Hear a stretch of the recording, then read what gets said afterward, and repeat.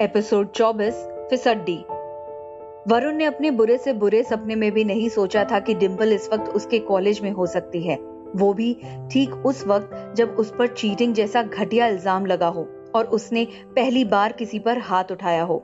Varun exam hall से बाहर निकलकर डिंपल के सामने से ऐसे गुजर जाता है जैसे उसने डिंपल को देखा ही ना हो, लेकिन उसके आगे पहुंच अपने माथे का पसीना पोंछता हुआ मन ही मन चीख कर कहता है, नहीं डिंपल नहीं, जो तुमने देखा सुना वो सच नहीं, ये सब रोहन ने किया है मुझे फंसाने के लिए। मेरा यकीन करो, मेरी कोई गलती नहीं है, प्लीज डिंपल प्लीज। लेकिन वरुण चाहकर भी कुछ नहीं कर पाता और तेज कदमों से चलता हुआ जाकर पार्किंग में खड़ी अपनी कार में बैठ जाता है। ड्राइवर को इस वक्त वरुण के दिमाग की हालत नहीं पता थी और ना ही वो ये जानता था कि अभी अभी एग्जाम हॉल में क्या हुआ है, इसलिए वो बड़ी लापरवाही से वरुण से कहता है, आप तो पढ़ने में बहुत होशियार हैं सर, इतनी जल्दी पेपर लिख के आ गए। अच्छा, वो मिनी मैडम का फोन आया था, कॉलेज से छूटते ही आपको घर लाने के लिए कहा है, तो वहीं चले ना। वरुण को जैसे शंकर की बात ठीक से सुनाई नहीं देती और वो अपने दिमाग पे थोड़ा जोर डालता हुआ कहता है, हाँ तो वहीं ले चलो। कार में बैठकर अपने नए कहे कहाए घर की तरफ बढ़ता हुआ वरुण कॉलेज से निकल तो गया था, लेकिन अभी भी उसी के बारे में सोच रहा था कि पता नहीं वहाँ क्या कहेगा, डिंपल क्या सोच रही होगी, सर प्रिंसिपल से क्या कहेंगे, उसे क्या सजा मिलेगी और पता नहीं क्या क्या। वहीं डिंपल जो अभी भी एग्जाम हॉल के बाहर हैरान सी खड़ी थी, वो सोच रही थी कि अभी अभी क्या हुआ। क्या सच में वरुण एग्जाम में चीटिंग कर रहा था? क्या सच में उसने एक टीचर के सामने किसी स्टूडेंट को थप्पड़ जड़ा था?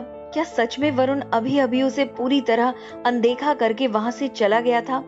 डिंपल को अभी भी लग रहा था कि वो कोई बुरा सपना देख रही है जो जल्द ही खत्म हो जाएगा, लेकिन ये मुमकिन नहीं था क्योंकि ये सच्चाई थी। डिंपल एग्जाम हॉल के दरवाजे को एक टक देखती अभी भी ये सोच ही रही थी कि तभी रोहन के हवा में उठे हुए हाथ उसका ध्यान अपनी तरफ खींचा और रोहन ने इशारों में डिंपल से कहा कि वो बस 10 मिनट में बाहर आ रहा है, उसका बाहर ही इंतजार करे।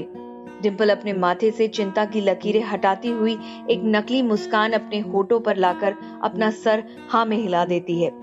सिंघानिया हाउस पहुंचने तक वरुण कॉलेज की बातों के बारे में भूल गया था, क्योंकि अब उसे अपने सामने एक नई प्रॉब्लम खड़ी दिख रही थी, फैमिली बिजनेस ट्रेनिंग।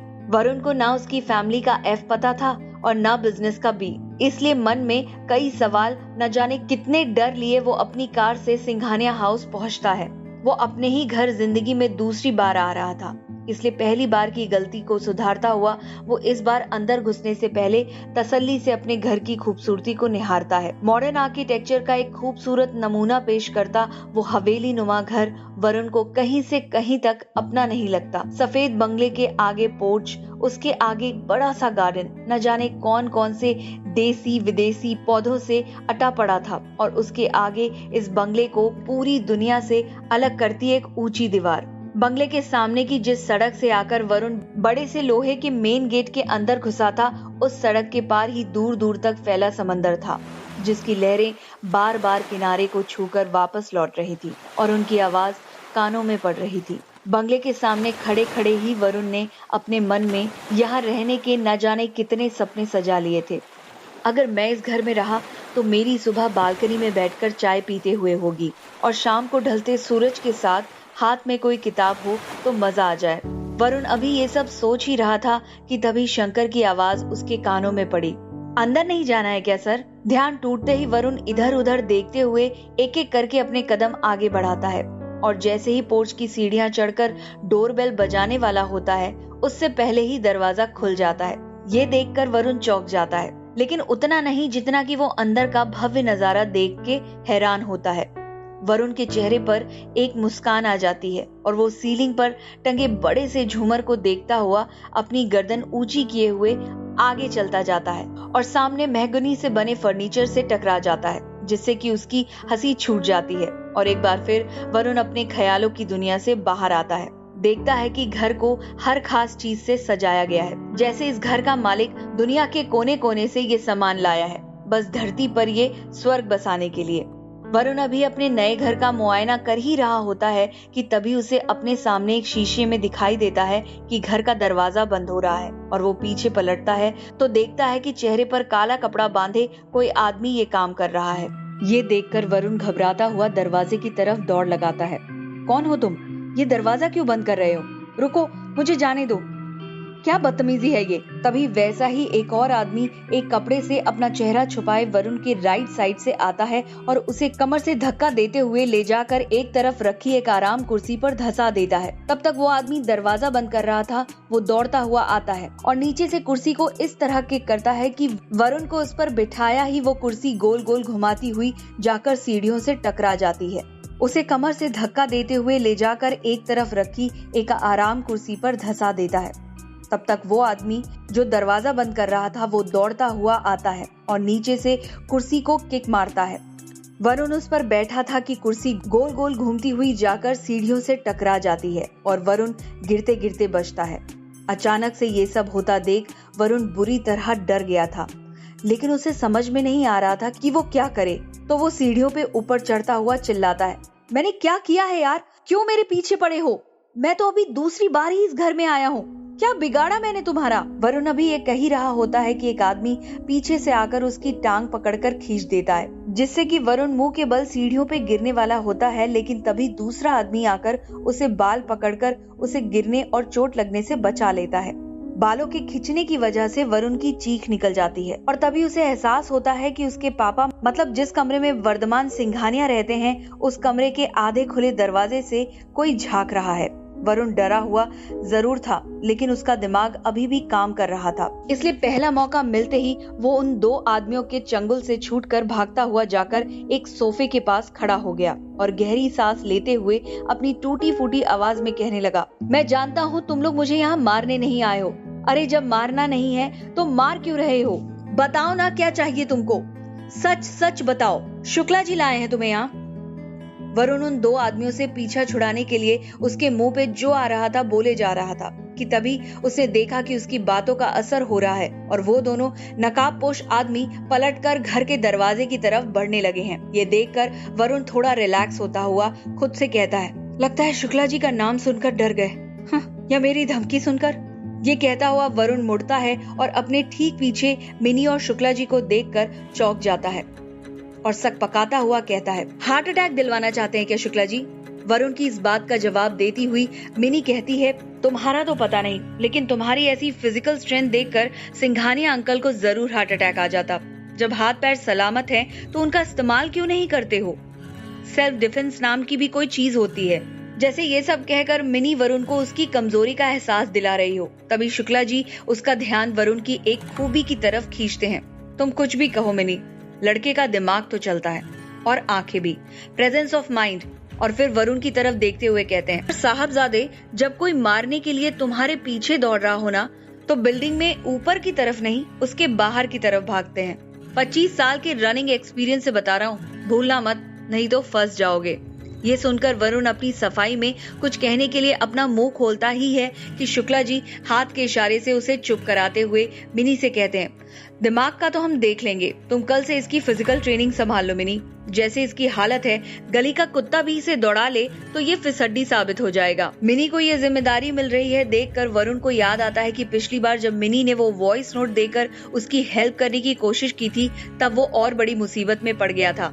और यही सोचकर वरुण ने शुक्ला जी से कहा, मिनी क्यों, आप नहीं करवा सकते मेरी ट्रेनिंग? ये सुनकर मिनी मुस्कुराती हुई वरुण से कहती है, क्यों, मुझसे डर लगता है? और मिनी का सवाल पूरा होने से पहले ही वरुण कहता है, हाँ, क्योंकि जब जब तुम मेरी हेल्प करने की कोशिश करती हो तब तब डिम्पल। और वरुण कहते कहते बीच में ही रुक जाता है। आगे की बात कहने की वरुण को कोई जरूरत नहीं थी, क्योंकि शुक्ला जी और मिनी से उसके बारे में कोई बात अब छुपी नहीं थी। तभी शुक्ला जी वर्धमान सिंघानिया के कमरे की तरफ मुड़ते हुए कहते हैं, हाँ तो मिनी, कल से ही साहबजादे की ट्रेनिंग शुरू हो जानी चाहिए। कोशिश करना कि इन 20 दिनों में सिंघानिया ग्रुप के वारिस के जैसा कम से कम दिखने तो लगे। शुक्ला जी की इस बात का वरुण को थोड़ा बुरा लगता है, लेकिन वो कुछ नहीं कहता। वर्धमान सिंघानिया के कमरे में घुसते ही जैसे वरुण को याद आता है कि उसके पापा कोई चलते फिरते खुशनुमा इंसान नहीं, बल्कि वेंटिलेटर के सहारे अपनी आखिरी सांसें गिन रहे एक जिंदा लाश है। पहली बार ही अपनी पापा को इस हालत में देखकर वरुण के रोंगटे खड़े हो गए थे, लेकिन आज दूसरी बार में उसे जैसे अपने पापा पर खींच आ रही थी कि उन्होंने उसे अपनी जिंदगी में वापस लाने के लिए इस हालत में पहुंचने का इंतजार क्यों किया। वरुण ने किसी तरह हिम्मत कर अपने मन में घूम रहे सवाल को शुक्ला जी की तरफ दागा। पापा की यह हालत कैसे हुई शुक्ला जी? शुक्ला जी जानते थे कि वरुण ये सवाल जरूर पूछेगा और इसके जवाब में वो एक व्यंग भरी हंसी हंसते हुए कहते हैं, जब अपने ही सपोले बड़े होने से पहले नाक बन जाते हैं ना, तो घर का बुरा करने के लिए किसी बाहर वाले की जरूरत नहीं पड़ती बेटा जी। वरुण अभी 18 साल का जरूर था, लेकिन बच्चा नहीं था। शुक्ला जी की बातों से वो भाप गया था कि ये काम किसी अपने का है, और इससे पहले कि वो इस बारे में आगे कुछ तहकीकात करता, शुक्ला जी कमरे के दरवाजे की तरफ बढ़ते हुए कहते हैं, फिलहाल तुम्हारा वो सब जानना जरूरी नहीं है, तुम बस एक तारीख याद रखो, 23 मार्च। और वरुण खुश होता हुआ कहता है, हाँ वो तो मुझे याद है शुक्ला जी, 18 को हमारी एग्जाम खत्म हो रही है और 23 को हमारा लवली फैशन कंपटीशन है। ये सुनकर मिनी शुक्ला जी की तरफ ऐसे देखती है जैसे कह रही हो, मैंने कहा था ना। लेकिन शुक्ला जी उसे नजरअंदाज करते हुए वरुण के गाल थपथपाते हुए कहते हैं, वो कंपटीशन तुम भूल जाओ, क्योंकि 23 तारीख से तुम्हारी अलग रेस शुरू हो रही है। उस दिन हम सिंघानिया ग्रुप का नया सीईओ अनाउंस कर रहे हैं, जो तुम हो। तब अब ये बच्चों का खेल खेलना छोड़ दो, ठीक है? ये सुनकर वरुण की आंखें खुली की खुली रह जाती हैं और वो शुक्ला जी से बच्चों की तरह जिद करता है, ये सब कब हुआ? मुझे तो किसी ने नहीं बताया। यार शुक्ला जी, मुझे एक बार पूछ तो लेते। अब मुझे कुछ नहीं पता, मैं तो अपनी कंपटीशन की तैयारी कर रहा हूँ, आप देख लो आपको अपनी रेस का क्या करना है। ये कहकर वरुण गुस्से में अपने पैर पटकता हुआ वहां से जाने लगता है कि शुक्ला जी उसे आवाज लगाते हुए कहते हैं, ओए साहबजादे, वहां कहाँ, इधर आओ। तुम कौन सी रेस दौड़ोगे और कौन सी नहीं, अब ये सब हम डिसाइड करेंगे। तुम नहीं तो हवा में उड़ना बंद करो और चुपचाप यहाँ आओ। ये सुनकर वरुण जब पीछे मुड़ता है तो देखता है कि शुक्ला जी और मिनी के पीछे बुक शेल्फ के बीच से एक सीक्रेट दरवाजा खुल रहा है, जिसे देखकर उसका मुंह खुला का खुला रह जाता है।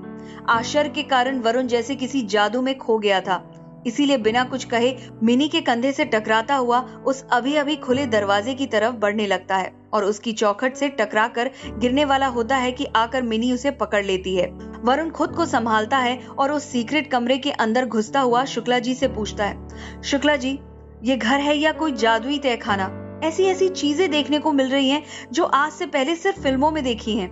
वरुण की ये बच्चों जैसी बातें सुनकर शुक्ला जी और मिनी दोनों के चेहरे पर मुस्कान छा जाती है और शुक्ला जी आगे बढ़ते हुए वरुण के कंधे पर हाथ रखकर कहते हैं, ये तुम्हारे पापा का ऑफिस था। ये कहते ही वो तीनों देखते हैं कि उस परफेक्ट कमरे में एक तरफ लगी बड़ी सी टेबल के पीछे रखी ऑफिस चेयर दीवार की तरफ घूमी हुई है और अभी अभी उस पर कुछ हलचल हुई। उस हलचल को भांपते ही शुक्ला जी ने पूछा, कौन है वहाँ? उस कुर्सी पर बैठने वाला जैसे अब तक इसी सवाल के पूछे जाने का इंतजार कर रहा था, और उस सवाल सुनते ही वो झटके से पीछे मुड़ता हुआ बोला, my dear Shukla, long time no see. उस आदमी को वहां देखकर वरुण से ज्यादा मिनी और शुक्ला जी हैरान दिख रहे थे और तभी शुक्ला जी ने अपनी रौबीली आवाज में उस आदमी से पूछा, तुम यहाँ क्या कर रहे हो? और मिनी ने कुछ गलत होने की संभावना को भांपते हुए अपना हाथ अपनी ड्रेस के नीचे घुटने के ऊपर छुपा कर रखी गई छोटी सी पिस्टल पर रख लिया। कौन है ये आदमी? क्या नाता है इसका वरुण और सिंघानिया परिवार से? जानने के लिए सुनिए लक बाय चांस का अगला एपिसोड सिर्फ पॉकेट एफएम पर।